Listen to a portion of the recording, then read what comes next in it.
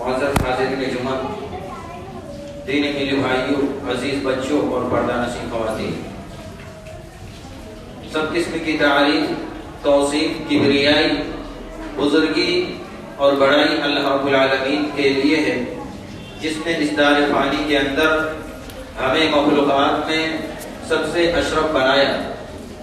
بعدہ درود و سلام نازل ہو تمام انبیاء کرام پر، عموماً خصوصاً ہمارے آخری نبی حضرت محمد مصطفیٰ صلی اللہ علیہ وسلم پر۔ اللہم صلی علی محمد وعلی آل محمد کما صلیت علی ابراہیم وعلی آل ابراہیم انک حمید مجید۔ اللہم بارک علی محمد وعلی آل محمد کما بارکت علی ابراہیم وعلی آل ابراہیم انک حمید مجید۔ حاضرین جمعہ، میرا موضوع سخن ہے ہماری عبادتیں بے اثر کیوں۔ اس سے پچھلے جمعہ میں دو اسباب بیان کیے گئے تھے، آج انہی اسباب میں سے کچھ اسباب کا تذکرہ ہم آپ کے سامنے کریں گے۔ یاد رکھیے، اللہ رب العالمین نے ہر عبادت کے اندر کچھ نہ کچھ اثر رکھا ہے، جو دنیا کے اندر وہ اثر ہمیں مل جاتا ہے، اور آخرت کے اندر تو اللہ رب العالمین نے ہر ایک کے لیے بدلا رکھا ہے۔ یہی آپ دیکھیے قرآن کے تعلق سے اللہ رب العالمین نے بیان فرمایا، الا بذکر اللہ تطمئن القلوب، کہ اللہ رب العالمین کے ذکر سے اللہ رب العالمین کے ذکر سے دلوں کو اطمینان ملتا ہے، قرآن کی تلاوت سے دلوں کو اطمینان ملتا ہے اور سکون ملتا ہے۔ لیکن ہم تلاوت بھی کرتے ہیں اور ہمارے دلوں کو سکون نہیں مل پاتا، اطمینان نہیں مل پاتا ہے۔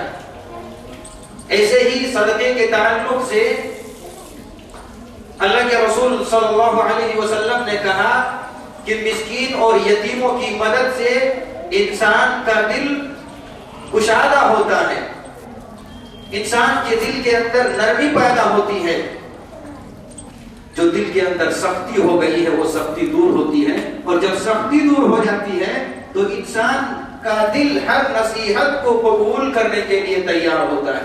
جو بھی کتاب و سنت کی باتیں اس کے پاس بیان کی جاتی ہیں، اس کا دل قبول کر لیتا ہے۔ مسند احمد کی روایت ہے، صحیح الجامع کے اندر امام البانی رحمہ اللہ نے اس روایت کو صحیح قرار دیا۔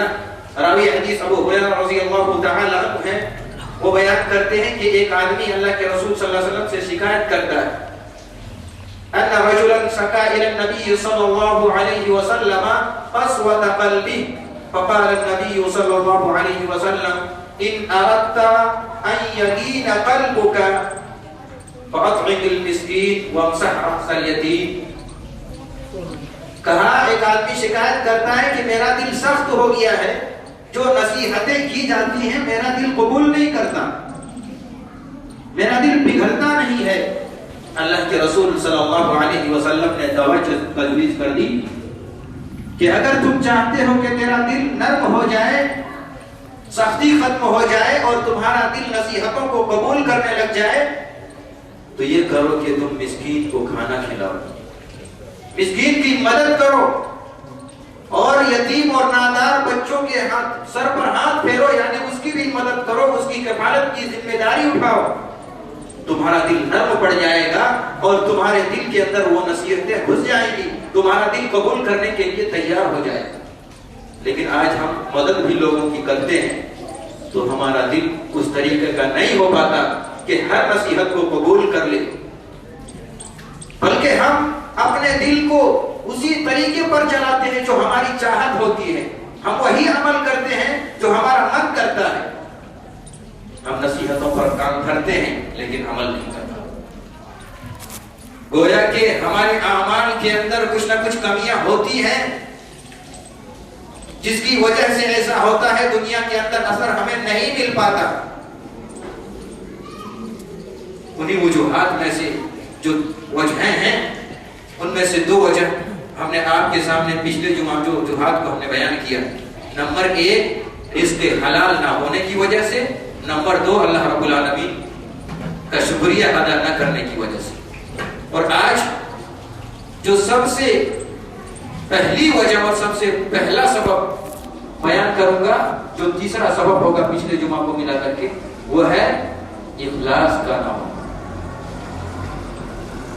وہ عمل خالصتاً لوجہ اللہ کا نہ ہونا، وہ عمل رضائے الہی کے لیے نہ ہونا، وہ عمل تقرب اللہ کے لیے نہ ہونا، کہ ہم عمل تو کرتے ہیں اللہ رب العالمین کے لیے، کھڑے تو ہوتے ہیں اللہ رب العالمین کے لیے، لیکن اس کے اندر کسی اور کو شامل کر لیتے ہیں۔ عمل کے اندر دکھلاوا آ جاتا ہے، جس کی وجہ سے وہ عمل کارگر ثابت نہیں ہو پاتا، وہ عمل ثمر آور نہیں ہو پاتا، اس عمل کا نتیجہ دنیا میں ہمیں نہیں مل پاتا ہے۔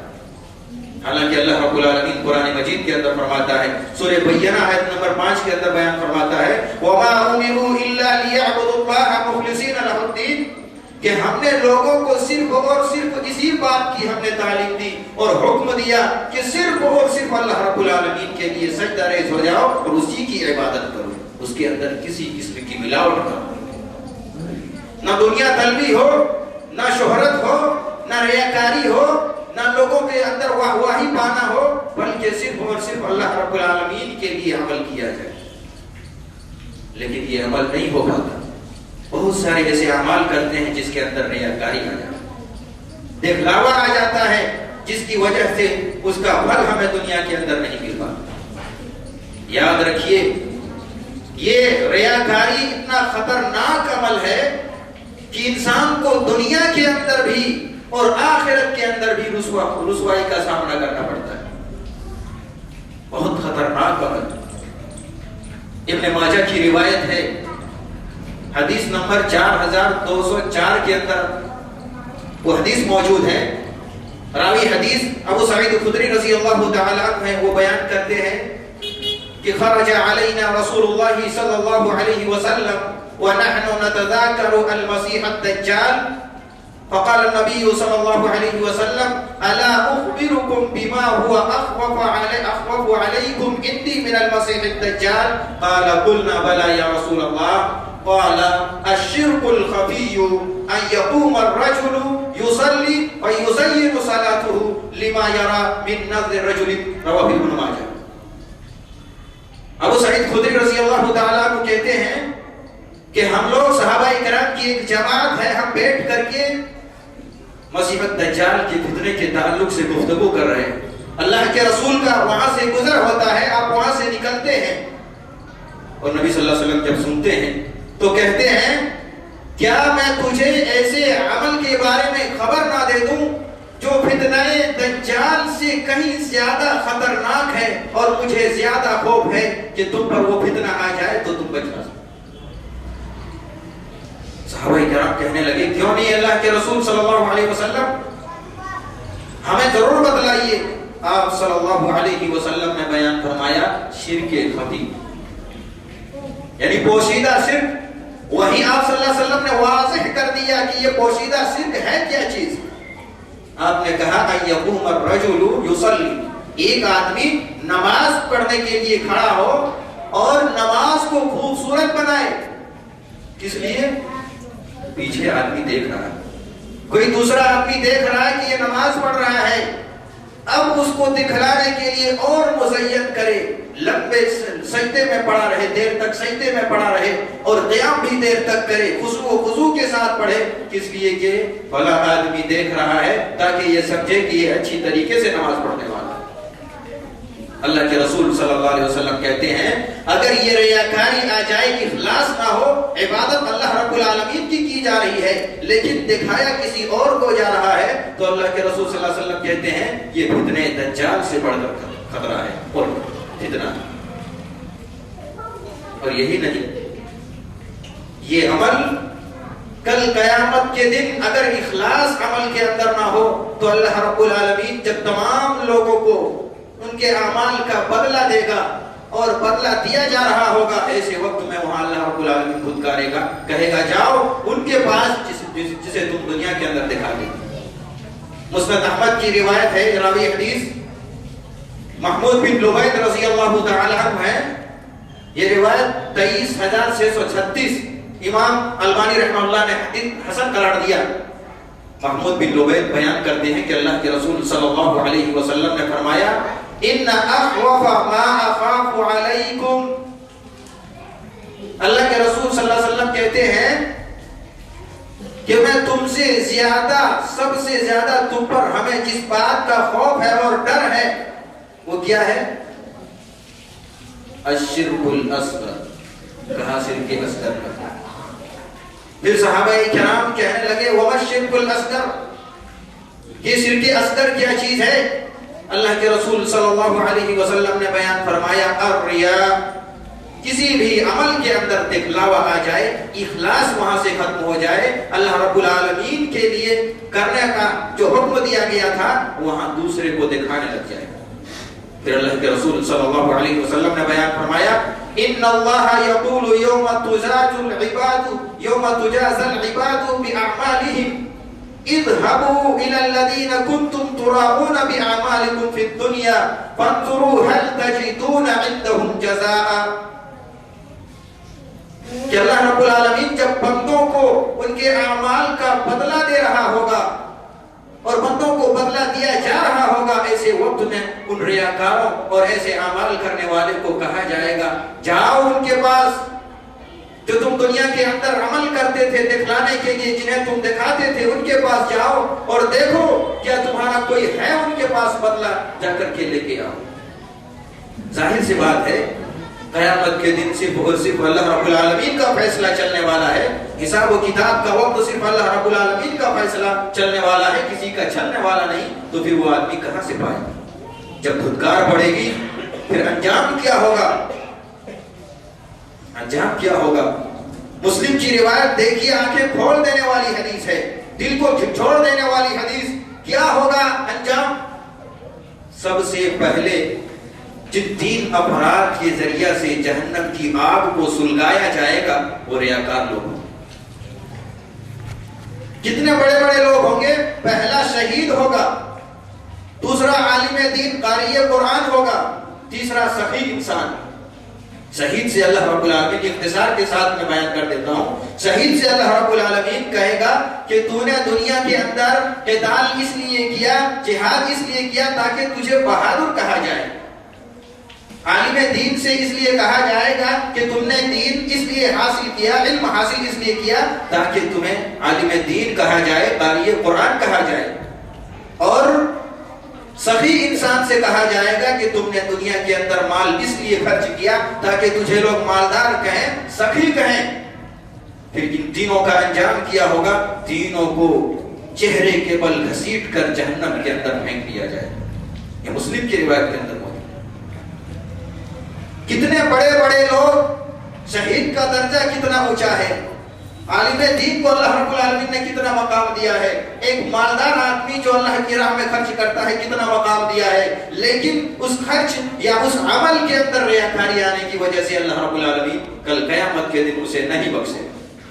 اور اسی چیز کو اللہ رب العالمین نے سورہ شورى کے اندر واضح کر دیا۔ آیت نمبر 20 کے اندر اللہ رب العالمین بیان فرماتا ہے من كان يريد حرث الآخرة نزد له في حرثه ومن كان يريد حرث الدنيا نؤته منها وما له في الآخرة من نصيب، کہ جو شخص آخرت کی کھیتی کو چاہتا ہے، جو بھی عمل ہو آخرت میں اس کا بدلہ چاہتا ہے، ہم اس کی کھیتی میں اور اضافہ کر دیتے ہیں۔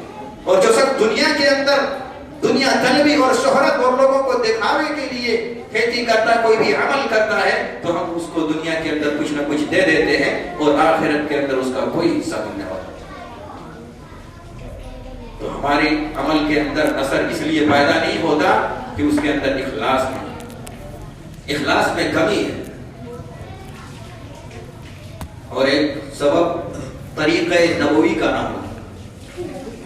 کوئی بھی عمل انسان کرے، اخلاص گرچہ اس کے اندر ہو لیکن طریقہ نبوی نہیں ہے، نبی صلی اللہ علیہ وسلم کا طریقہ اس کے اندر نہیں ہے، تو یاد رکھیے وہ عمل قابل قبول نہیں۔ اس عمل کا اثر نہ دنیا میں دکھے گا نہ آخرت میں اس کا اثر دکھے گا۔ اور اس طریقے سے خرافاتی لوگ بہت زیادہ ہیں، کیا کرتے ہیں؟ اپنے محرم میں دیکھیے اخلاص دکھاتے ہیں، ہم اللہ رب العالمین کے لیے اپنے چہرے کو نوچتے ہیں، ہم اللہ کے لیے اپنے سینے کو لہو لہان کرتے ہیں، وہ اخلاص وہاں دکھاتے ہیں، لیکن طریقے نبوی نہ ہونے کی وجہ سے وہ عمل قابل قبول نہیں، خود اپنے آپ کو دنیا میں بھی نقصان اٹھانے والوں میں سے شمار کرتے ہیں اور آخرت میں بھی نقصان اٹھانا پڑتا ہے۔ عمل کتنا ہی اچھا کیوں نہ ہو، اگر نبی کا طریقہ اس پر نہ ہو تو وہ عمل قابل قبول نہیں، درست نہیں، اور اس کا کوئی پھل ملنے والا نہیں۔ صحیح مسلم کی روایت ہے، حدیث نمبر 1401، راوی حدیث انس بن مالک رضی اللہ تعالی عنہ ہیں، وہ بیان کرتے ہیں کہ ان نفر من اصحاب النبی صلی اللہ علیہ وسلم سألوا ازواج النبی صلی اللہ علیہ وسلم عن عمله في السر فقال بعضهم لا اتزوج النساء وقال بعضهم لا آكل اللحم وقال بعضهم لا انام على فراش فحمد الله واثنى عليه فقال ما بال اقوام ولا قالوا كذا وكذا ولكن اصلي وانام واصوم وافطر واتزوج النساء فمن رغب عن سنتي فليس مني۔ یہ اللہ کے رسول صلی اللہ علیہ وسلم بیان کرتے کہ صحابہ کرام کی ایک جماعت، تڑپ دیکھیے صحابہ کا، کس طریقے سے وہ عمل کرنے کے لیے چاہتے ہیں کہ ہم تو نبی کریم صلی اللہ علیہ وسلم کے جو باہر میں اعمال ہوتے ہیں اسے دیکھتے ہیں کہ کس طریقے سے عمل کرتے ہیں، لیکن نبی صلی اللہ علیہ وسلم گھر میں کیا عمل کرتے ہیں ہمیں معلوم نہیں۔ اب جا کر دیکھیں، پوچھیں، چنانچہ ازواج مطہرات سے جا کر صحابہ کرام سوال کرتے ہیں کہ نبی کریم صلی اللہ علیہ وسلم کا خفیہ طور پر کیا عمل ہے، وہ گھر میں کیا عمل کرتے ہیں۔ ازواج مطہرات بدلا دیتی ہیں، خبر دے دیتی ہیں۔ اس کے بعد جذبہ دیکھیے، تڑپ دیکھیے عمل کرنے کا۔ ان میں سے بعض کہنے لگتا ہے کہ میں زندگی بھر شادی نہیں کروں گا، اس لیے کہ شادی کی وجہ سے اللہ رب العالمین کی عبادت میں کچھ نہ کچھ رکاوٹ پیدا ہو جائے گی، لہذا ہم شادی ہی میں نہیں کروں گا۔ ایک آدمی کہتا ہے میں تو گوشت ہی نہیں کھاؤں گا، یعنی اس سے مراد مکمل طور پر دن بھر میں روزہ رکھوں گا، کھانا پینا بند کر کے روزانہ روزہ رکھوں گا۔ اور ایک باؤں میں سے باز کہتا ہے کہ رات بھر ہم بستر پر نہیں سوئیں گے۔ یہ تین طریقے سے، کس لیے؟ صرف اللہ رب العالمین کی عبادت کے لیے، خالص اللہ رب العالمین کی عبادت کے لیے عمل کیا کرنے کا ارادہ اور عزم کرتے ہیں صحابہ کرام، لیکن نبی کریم صلی اللہ علیہ وسلم کو خبر لگ جاتی ہے۔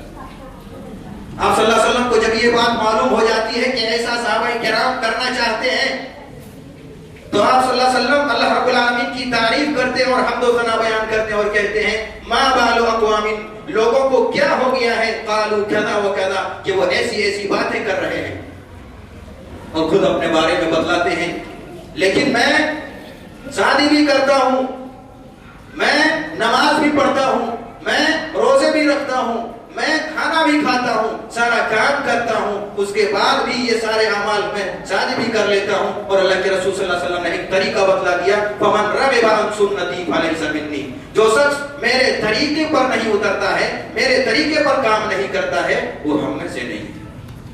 کیا پتہ چلا؟ رب کے لیے اخلاص دکھا رہے ہیں صحابہ کرام، لیکن نبی کریم صلی اللہ علیہ وسلم کا طریقہ نہیں ہے۔ نبی سوتے بھی ہیں، نبی شادی بھی کرتے ہیں، نبی صلی اللہ علیہ وسلم کھاتے بھی ہیں، پیتے بھی ہیں، روزہ بھی رکھتے ہیں، لیکن صحابہ کرام نے اس کے خلاف عمل کرنے کی کوشش کی اور مزید عبادت کرنے کی کوشش کی۔ اللہ کے رسول صلی اللہ علیہ وسلم نے منع کر دیا، ایسا نہیں ہونا چاہیے۔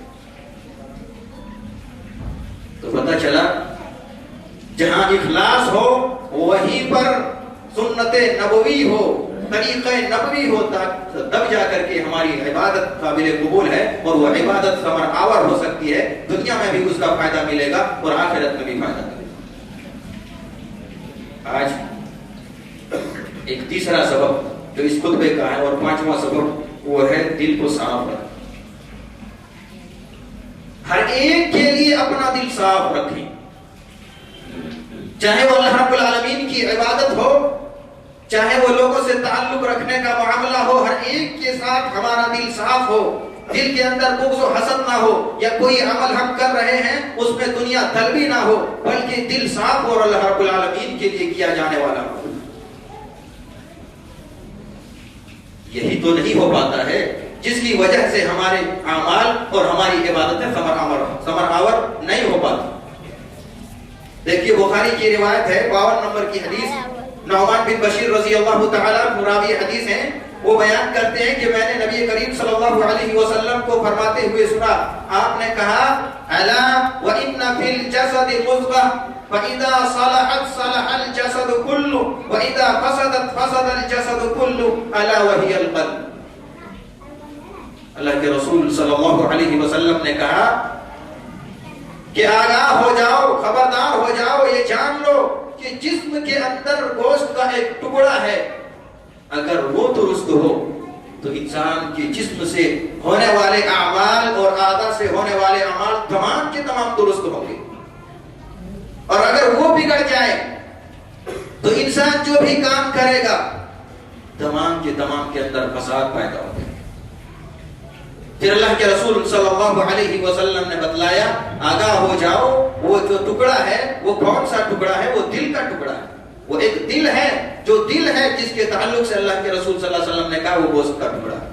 تو بتلائیے یہ دل ہی سارا کام کرتا ہے، دل کے اندر اگر درستگی ہے، دل چاہتا ہے کہ عمل ہو تو اخلاص کے لیے ہو، دل چاہتا ہے کہ کسی کی مدد کی جائے تو وہ اخلاص ہو، ریاکاری نہ ہو، دل چاہتا ہے کہ جو بھی عمل ہو اس میں اللہ رب العالمین کا تقرب ہو، تب جا کر کے اس انسان کے بدن سے جو بھی اعمال ظاہر ہوں یا زبان سے جو بھی بات نکلے سب کی سب صحیح باتیں اور درست باتیں نکلیں۔ لیکن اگر دل بگڑ جائے، دل کے اندر ریاکاری آ جائے، دل کے اندر لوگوں کے لیے کینہ کپٹ آ جائے، پھر انسان کبھی بھی صحیح طور پر نہ فیصلہ کر سکتا ہے، نہ اللہ رب العالمین کے لیے صحیح طور پر عمل کر سکتا ہے۔ تو میرے بھائیوں، یہ چند اسباب تھے جس کی وجہ سے ہماری عبادتوں کے اندر اثر دنیا کے اندر نظر نہیں آتا۔ اللہ رب العالمین سے دعا ہوں کہ اللہ رب العالمین ان تمام کمیوں کو تو اپنی غیبی مدد کے ذریعے سے ہماری ان کمیوں کو تو دور کر دے۔ الہ العالمین تو ہمیں حلال رزق کھانے کی توفیق دے، الہ العالمین تو ہمیں شکر گزار بندہ بنا دے، الہ العالمین تو ہمارے دلوں کے اندر اعمال میں اخلاص پیدا کر دے اور طریقہ نبوی کے ساتھ ہمیں عمل کرنے کی توفیق دے۔